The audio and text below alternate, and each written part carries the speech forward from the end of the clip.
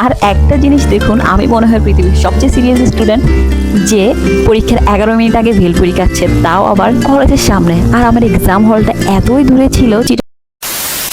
Hello, আসসালামু আলাইকুম guys, কেমন আছেন সবাই? আলহামদুলিল্লাহ অনেক ভালো আছি। আর অনেক লং টাইম ধরে আমার পেজে কোনো ব্লগ আপলোড হচ্ছে না, কারণ ফাইনাল এক্সাম চলছে।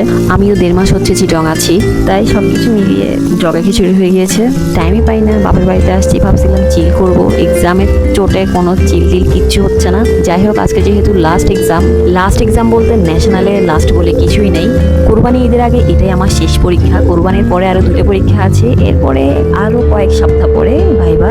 আজকে অনেক শখ করে সাদা ড্রেসটা পরেছিলাম, কিন্তু বৃষ্টিটা হয়ে আমার সাদা ড্রেস কালো করে দিচ্ছে। এইখানে আমি কিপটা যখন এক্সাম দিতে যাওয়ার সময় পার্টনার পাই না, তখন আমি লোকাল গাড়ি চড়েই এক্সাম দিতে চাই।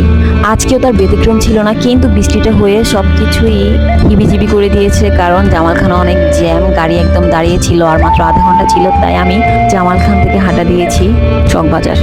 আজকে বুঝতে পারলাম আমি যে কত স্লো হাঁটি।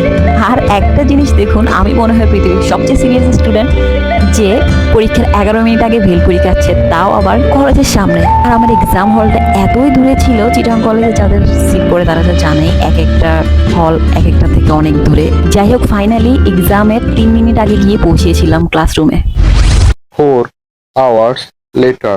4 ঘন্টা এক্সাম দেওয়ার পরে আমি আর আমার বান্ধবী বিভৎস চেহারা নিয়ে বের হলাম ক্লাসরুম থেকে। বৃষ্টি হওয়াতে আরো বেশি সুন্দর লাগছিল চিটাং কলেজের রাস্তাঘাটগুলো। এমনিতে চিটাং কলেজে আসলে শুধু পাহাড়ি দেখা যায়, কিন্তু অনেককে যখন আমি ভিডিও কলে পাহাড় দেখাচ্ছিলাম, তখন সে দেখতেই পাচ্ছিল না। সে বলছে কোথায় পাহাড়? আসলে চিটাং কলেজে আসলেই সেটা সৌন্দর্য উপভোগ করা যায়, ছবিতে বা ভিডিওতে তেমন বেশি একটা বোঝা যায় না। এই পরিত্যক্ত ভূতের দালানটাই দেখুন।